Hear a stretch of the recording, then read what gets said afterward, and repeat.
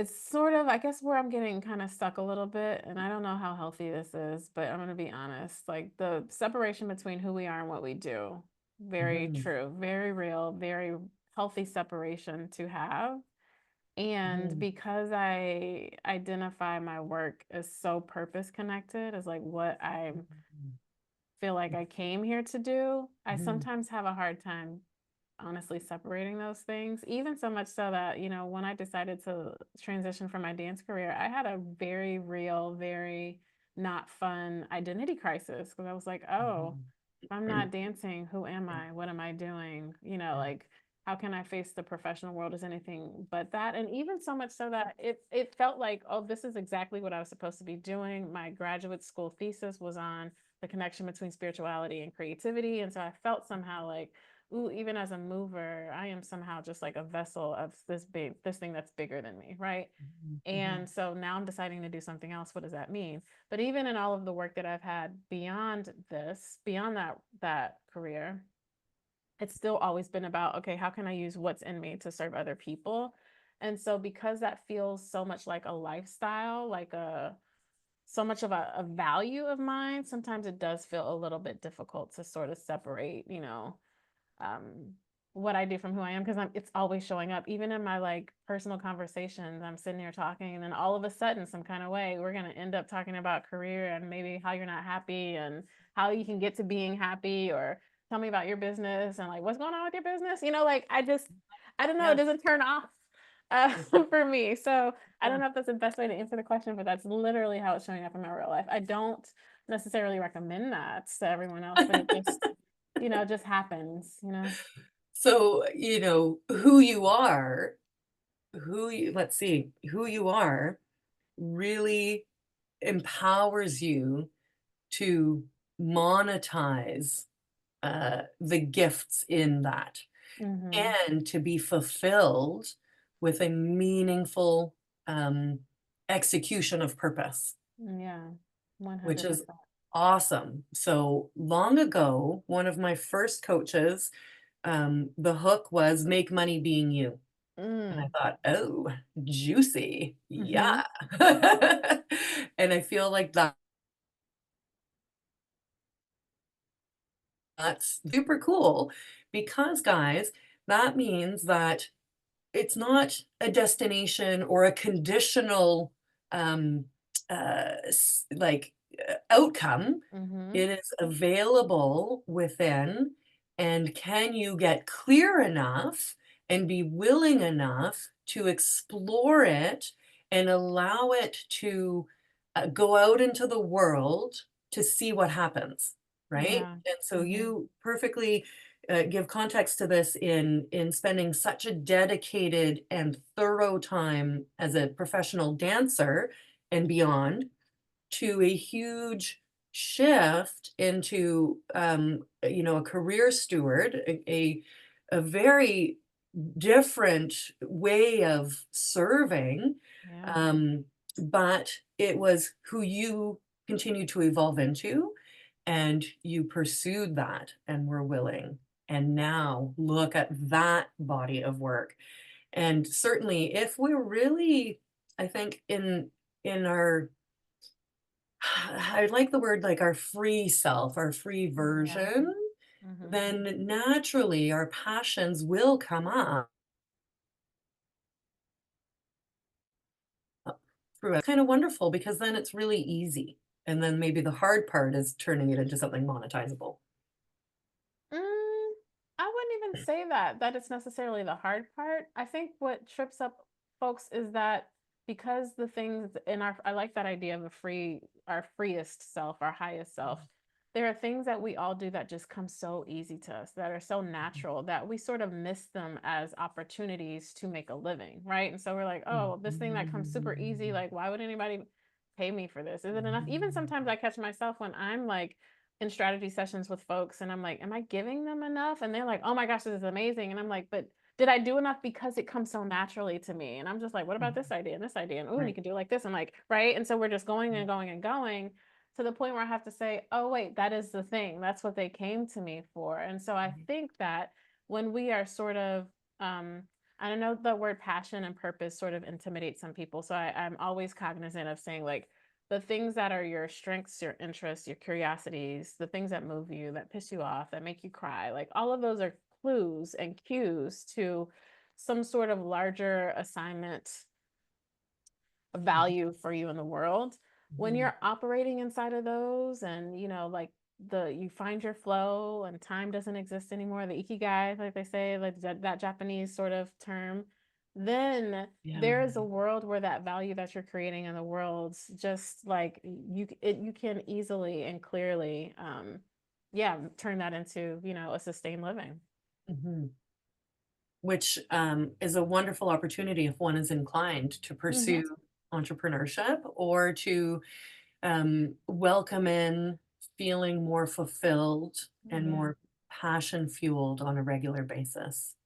Absolutely, which I Um, 100% recommend because when we hate our jobs and we're just mm, tolerating them, it's literally killing us. Like it's yeah, compromising our mental health, our physical health. We're not making as much money. We're compromising our relationships. And so, like, enjoying what you do, whether you're an employee or you're working independently or you're an entrepreneur, like it's important to our overall well-being.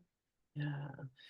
Finding ways to, stay open and uplifted, connected to something that matters to us, Mm-hmm. and then attract more of it, pursue more of it. Mm-hmm. So I'd love to Absolutely. know then, was dance a passion, and then did it feel sort of like a book of life path to follow, or were you quite convicted that this was, as you said, your identity, um, and then what shifted? How do you go from Yeah. one to the other?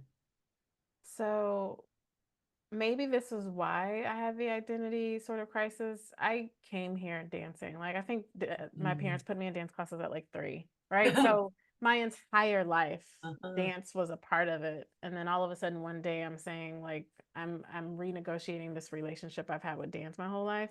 And Mhm. not that it was just a part of it. It was like a huge part of it. So I think at the age of 10, I joined, Mhm. I had, this was probably like my third studio in my lifetime that I remember. I have very long memories. And I was in a jazz company. And so Friday nights I'm in 4-hour rehearsals and then I'm in competitive dance. And anyone who's had a child or has been in competitive dance themselves knows that like you're rehearsing all weekend and through the week. And then you have competitions on the weekend. And it's like, it's just such a thing. You have school Mhm. and then like dance is everything else. So when I got to college and my mom was like, "Don't major in dance, pick something else," because she had been trying to sort of guide me towards professional dance experiences in high school, and I was just kind of like, "Yeah," because I didn't see a version of professional dance that worked for me. Like I was exposed to A. and Nutcracker and ballet companies, and that was not me. I wanted to Mhm. be a fly girl on In Living Color, right? So Yeah. like that's what I do. And I was like, I didn't know that that was a career. I didn't know that was a thing, right? So Uh-huh. I go to college, but during the whole I'm still performing. When I say I've only performed my whole life when it wasn't competitive dance and that became too expensive, then it was like, okay, I'm gonna be a cheerleader, I'm gonna be on the drill team. I was literally always performing. I'm gonna be on the step team. So I get to Mhm. college and I did the same thing. I just continued to be who I was, which was a performer. And so same thing, Mhm. cheerleading, step team, and dancing everywhere. So when I got out of college, I was like, oh, I wanna enjoy what I'm doing for a living. If I'm spending Mhm. all this time working, then it's got to be time spent feeling good about what I'm doing. I don't want to Mhm. hate my job and like loathe what I'm doing every day. So I'm gonna move to LA and I'm gonna be a dancer. And my Uh-huh. family was like, "You're doing what now?" I beg your pardon. We just spent all this money for you to go to college and you're doing what? Right. Um, but there was just something within me that was like, nope, follow your joy, whatever that Yeah. means, follow your Yeah. heart. And I had no idea what that meant. I took my little $300 in my high school card to LA that broke 2 weeks after I got there. And I figured it out, Mhm. without, the blogs of content marketing of today and, not Mhm. as much technology and not as much, whatever we have at our disposal. And 12 years later, had done just choreographed tons of theater, worked overseas and taught people of all ages, like just got a master's in dance, like literally just did some Mhm. amazing, beautiful things until one day it was just like, this lifestyle doesn't work for me anymore. Like Mhm. I would love to have a family and be placed in the same place for like extended period of time and have a Mhm. house and just sort of plant roots somewhere. And so Mhm. the lifestyle of my professional dance career no longer worked for me. And that Mhm. really threw me for a loop, even though I was like, hey, I'm ready for more. I don't know what the more is. And I started doing other things. It was kind of like, oh crap, like, what does this mean? Who am I? So it was, Mhm. it was a me following joy, seeing where that takes me to then I become a different person. And now my joy has evolved a little bit and like trying to Okay. figure out how that looks now in this next season. Okay. That's beautiful. So how old is Career Steward as a company?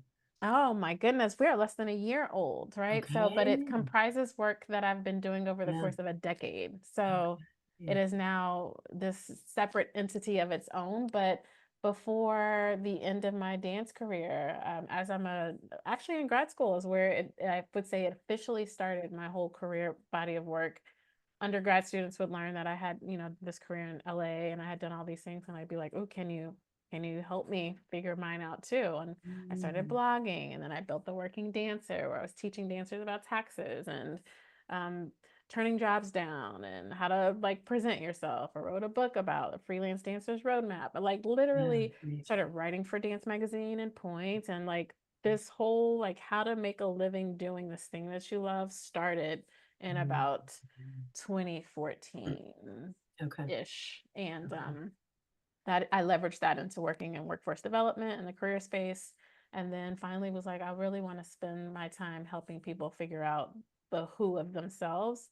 In the Mhm. workforce development space, it becomes so much about just the job, like how to Yeah. get someone a job, any job. And I always hated that. I'd be like, well, what if they don't like that job? What if they want to do something else? And Mhm. so now I get to sort of do that my way. Like, what's the thing that you want? Let's figure out how to do it and get it in a way that works for you.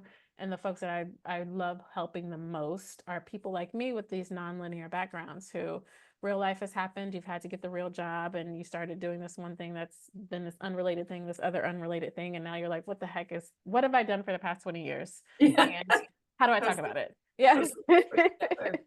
Yeah. This is bringing to mind for me um, the question that we all overgeneralizing, but that tends to, and that it's, this daunting big question. Like you're 5, you don't know what you want to be when you grow up, and yet here we are, grown up, still facing that question. And the way that you just described, we get a job Mhm. because we didn't really know what we wanted to do, so we picked something that seemed practical or interesting or doable for us. But now think about the revolution and the healing in turning it around to create more of a symbiotic relationship between the person and the work. And then the benefit to the workplace to have people Yes. planted in their gifts, in their purpose, in harmony to produce, like you were saying, it's so easy for me. Why would anybody pay me to do this? Yes. That's incredible value. And that, as you're describing your journey into that, I'm seeing it as your natural evolution where you're going Mhm. through it. So, like, I don't know, the puzzle's being built as you go. You don't know what it's going to look like, but Yeah. it is what you experienced and then, like you said, beautifully leveraged into something else that you didn't know what it was going to be. But that is from a very self-lived place to then give and serve to others Mhm. because it's so relate passion that you can show and the understanding and when somebody might feel that identity loss to help them navigate that piece of it too like that. Mhm. I love that. Mhm. We're kinda it's almost like that childhood healing as an Yeah. adult and of really clear self-discovery that is, nicely associated with work or, generating revenue. So coaching Yeah. sometimes focuses on self or spirituality or some but this is a much more holistic full body of work.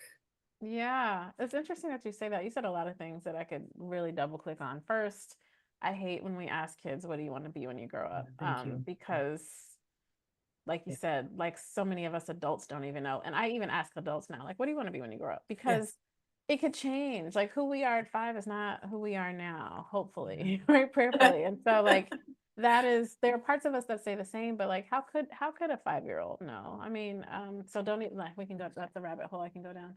But I did have a coach tell me, like, I'm always hiring coaches, consultants, and being in programs. And someone said, like, oh, so you help people sort of find self-acceptance. And I was like, oh, I had not even considered that that was sort of a value that could have come from it from a client. But in a way it is, because when we feel sort of like an ickiness around, is the work that I've done enough? Is it impressive enough? Is it, sexy enough? Is it, insert whatever measure of societal success is?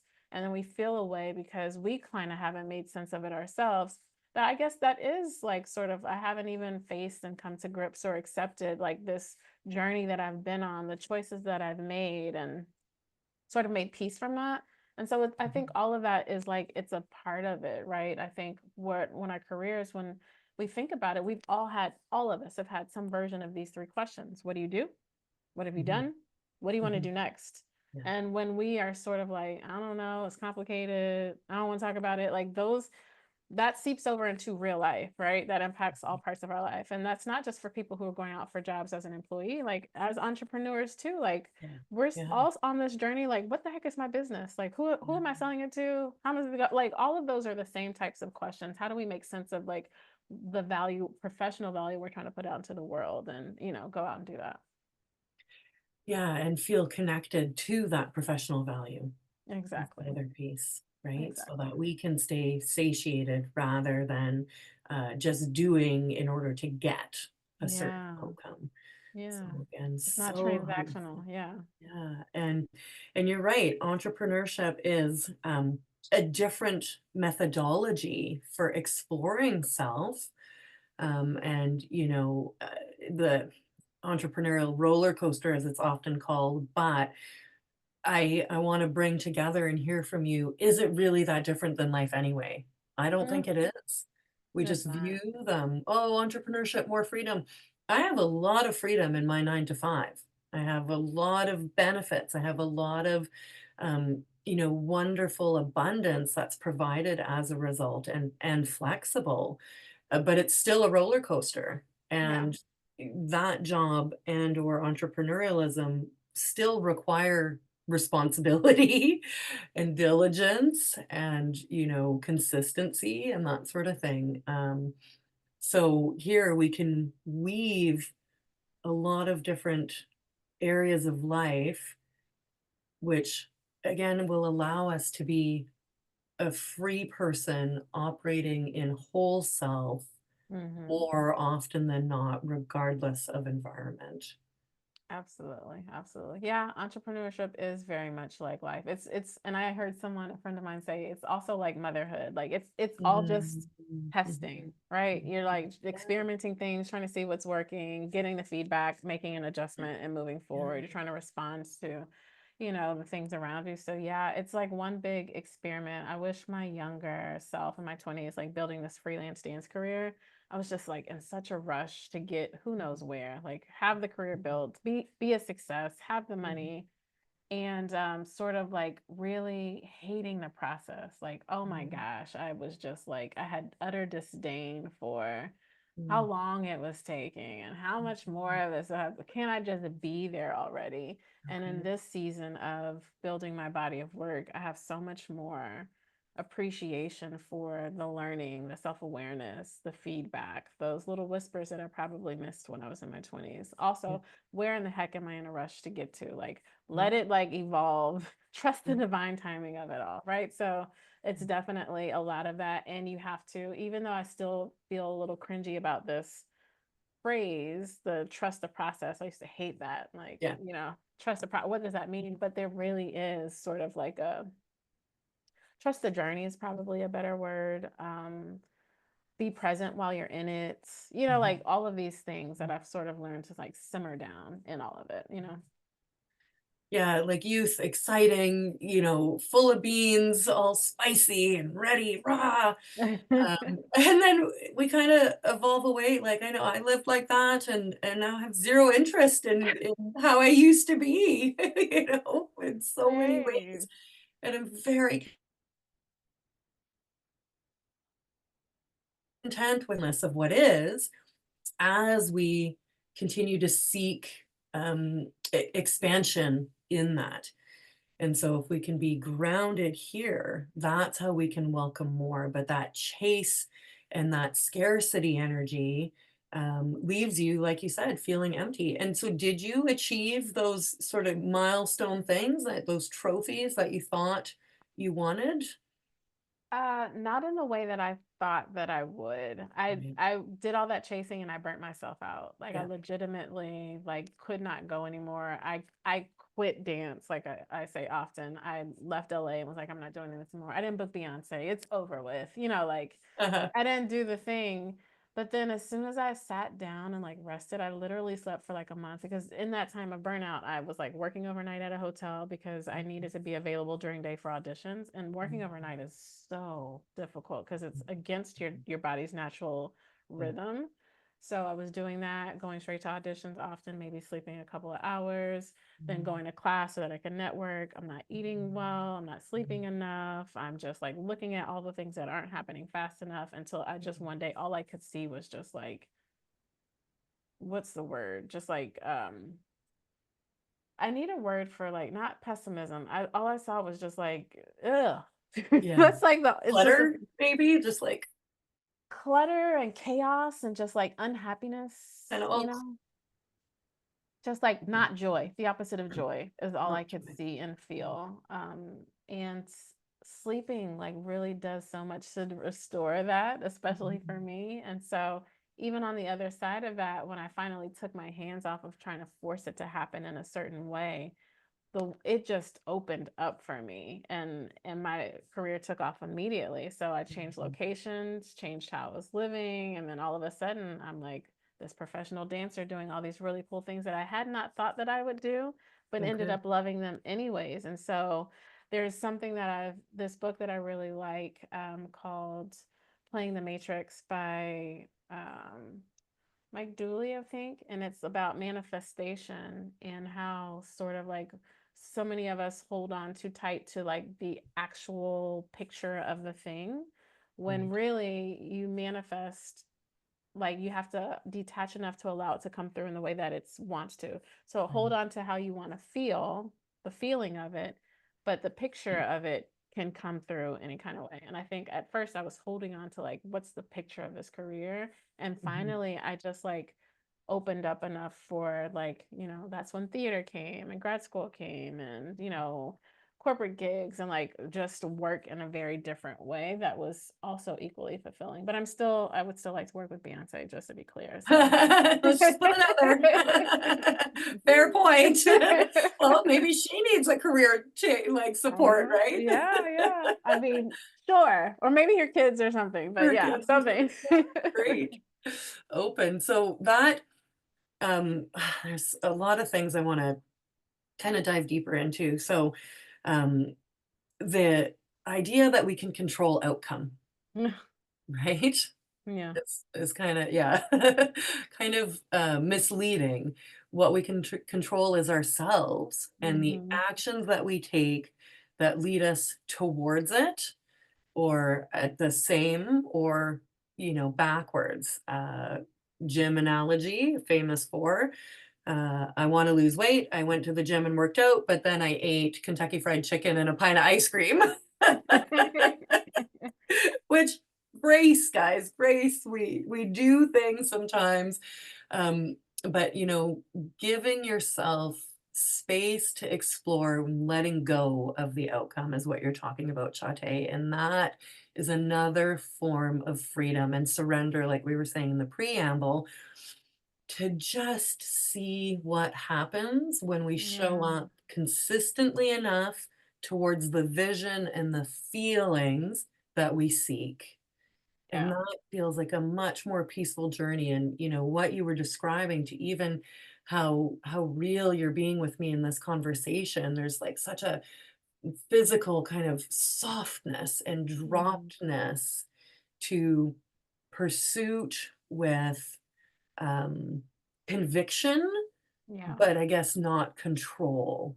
And that, Yes. uh, what a The difference. control, yes. So how That's do you feel now, right? Like, I feel um in the right place at the right time kind of thing. Like I'm learning to trust that, but it's the control. Like after burnout and lots of years of therapy and my very deep faith and spiritual practice, sort of in this season, have learned really, really difficult lessons about how much I don't have control. Like, that's a hard lesson to learn. I think I've gone my whole life sort of like operating in this like perfectionism, and I'm an executor, and like I can get things done, and I'm kind of like, because I know how to, maneuver and get things done, didn't even some kind of how realize that I was like trying to force my life, all areas of my life in that way. But now learning, like I said before we even started recording, I'm just too exhausted to even try to force anything anymore. I have sort of overworked myself into surrender. I mm, just feel like this is where I am. I'm going to be where I am. I'm going to keep operating in a spirit of excellence where I am. I'm going to keep trying to serve as many people as I can, and just be in flow with like where joy is, where service is, where ideas and creativity are, where my values are and where the love is. And just, I know that sounds really woo woo, especially when we're talking about business, but quite honestly, it is like this year of growing my business, even through the ebbs and flows of like, okay, what I'm doing now is not, I didn't have this language, right? When I first started, it was very much like, okay, I'm going to help people transition in their careers, is what I was initially saying. And I was like, well, sure. But it's mhm, not like job search for me. Like, I don't want to help someone just get a job. I want to help them like figure out a more purpose connected way to work. I want them to have career fulfillment in whatever way that looks like. So even navigating that with all of its ebbs and flows has been like, okay, there are moments when I've been like, oh crap, like I don't know mhm, what the heck I'm doing. I'm throwing the laptop out the window. It's over, and then there are moments when I'm like, oh yeah, I got it. Like this is the language, this is it. And then I'll go right back to being like, oh crap, overthinking, right? So just mhm. being wherever I am, just being there. Just being there. Yeah, what you said about trying to force life, right? That is a powerful sentence to meditate on and to Mm, really think about um, that trying to control external circumstances, yeah. which really is an abdication of power because your Mhm. internal space is what will create or attract, manifest, I don't know, bring forward, I think is kind Yeah. of neutral language. Your internal peacefulness, your internal willingness to explore will bring forward things that you wouldn't see if they were smacking you in the face, Yeah. Yeah. right? That's And good. then Hmm. also allows you to not end up in a constricted, overspent burnout condition either, because your energy is softer. Hmm. And so, are you, when you're indicating that you're tired and so all you can do is surrender, is that part of that relaxing from having tried to force life for so long, or just that? That's a good question. I think, to be honest, for me, I've just had so many like family and personal things happening while I'm trying to build a business. So that is the surrender that I speak to in this season. And I think that even as I built my business, though, I've had enough life, enough wisdom. I've matured even as a leader in my corporate career. And I know what I did in my 20s, and I didn't want to burn out again. And I'm also in a better financial position at this phase of my business. So Mhm. I, can rely on, like creative financing in terms of like what credit card, how much debt am I willing to take on as I figure this out? Or, Yeah. like how much from my 401k can I pull out to help figure me out, I figure this out. And, Mhm. I have this contract over here that's going to carry me. So I've been able to be smarter about my finances, which has definitely taken a pressure off. I've Yep. had a lot of coaching so that I know better strategies, like how to approach things strategically. And then I Mhm. think the other thing that I've learned, and the reason that in addition to lifing, and like it's just kind of forced me into surrender, is that I've learned this thing that it seems so obvious, but I've just internalized it this year. I used to I've spent a lot of money trying to pay someone to show me the Yeah. way to build a business, the way to get to whatever level of success that I want. And I just realized, it just sunk in this year, that Yeah. there is no one way. There isn't a way. There's multiple, infinite numbers of ways to accomplish what I want to accomplish. And so just that knowing, that understanding, finally getting it has been like, oh, okay. So actually I can try this and see if I'm enjoying it, enjoying my work doing it this way, then this is probably going to be fruitful for me at some point.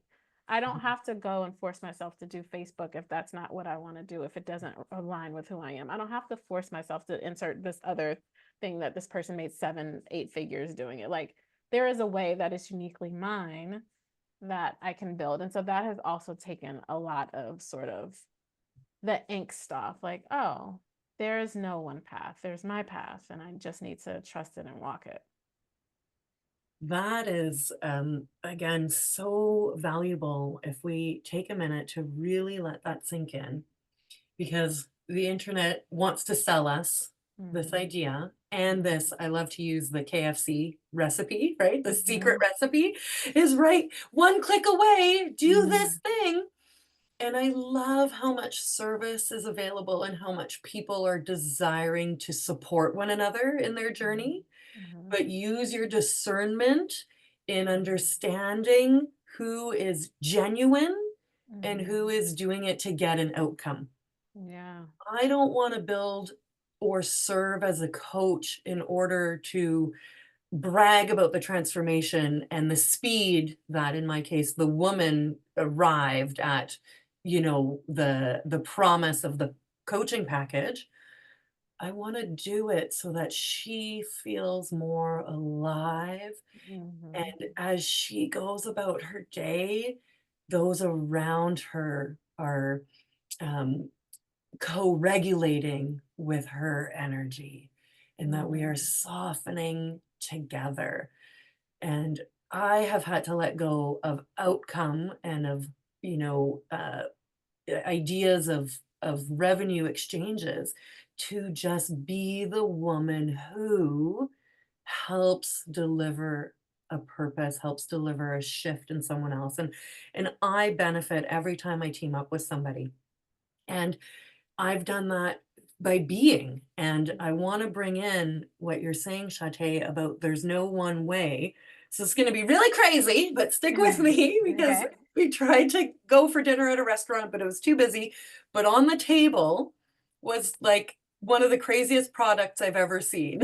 And it was an Oriental, place, and they had this little patty that would have your soy sauce and your chopsticks. And so, like, you could leave it on the table, very similar to the ketchup caddy or Mm-hmm. the breakfast restaurant that will have the little stacks of jam and peanut butter that I love. It's like that's why Mm-hmm. I go out for breakfast. And it was just such a specific product. And it got me thinking, and now I started seeing others, and I'll share another example, that somebody believed in the value of this so much that they pursued it through patent, they pursued it through design, they pursued it to get it on that table in little Sydney, BC, on Vancouver Island in Canada. Like, we are not a metropolis. We are not like, the center of the world. We're just a Mm-hmm. tiny little town. The other product I saw was like this rubber mat that goes behind your sink to hold your Mm-hmm. sponges and kind of, I don't know, collect the water and whatever, right?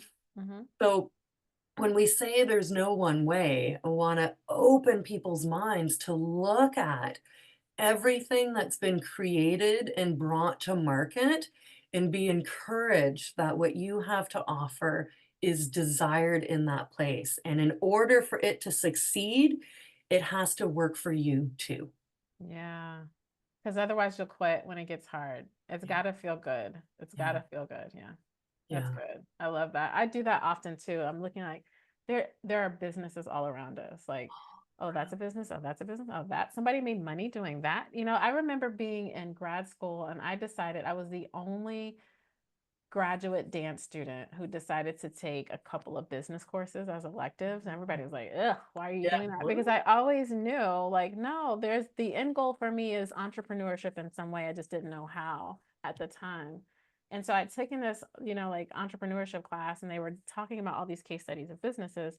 And I don't know if it's still in existence, but I will never forget this idea, this business that was like people were sending potato grams to each other, like literally a potato, a brown potato, writing a message on it and mailing it to someone. And I was like, Killing it. someone is making money off of this freaking business idea. And I'm sitting here overthinking, you Mm, know, mm. this other purpose centered project, but like there's literally everything. So I love that you brought that to the forefront. Yeah, yeah, be encouraged and, Mm-hmm. be certain of value that you can serve from. Mm-hmm. 100%, Mm-hmm. 100%. Shaté, what would you tell yourself that, overworked, burnt out, overperforming version of you from the past? What would you tell her now? I would Mhm. tell her to slow down. Mm, Like, be where you are. You're okay. You're enough. Like, it's gonna work. I would just literally calm her. Like, give mhm, her a hug, tell her you're doing the best that you can with who you are and what you know at this moment. And just like, just settle. Like, settle I didn't even, folks weren't really talking about this in the same way back then, but so much anxiety. I've since learned that I've just been so wound up in anxiety. And so I was just like so anxious and was like, make it happen, make it go, make it go. So it just like somehow just try to like settle that for her. Like just calm it. mhm. Like you're okay. You're safe. You'll be fine. That is sage advice that I really chew on and to hold steady because it is very exciting and very stimulating and activating to find a passion and want to run with it.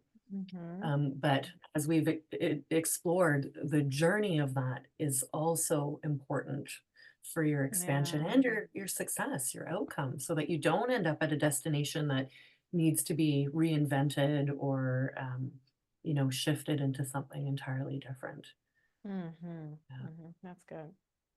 Well, what do you think your future self is telling your current self? Oh, probably the same thing. Like, you're fine. Simmer down.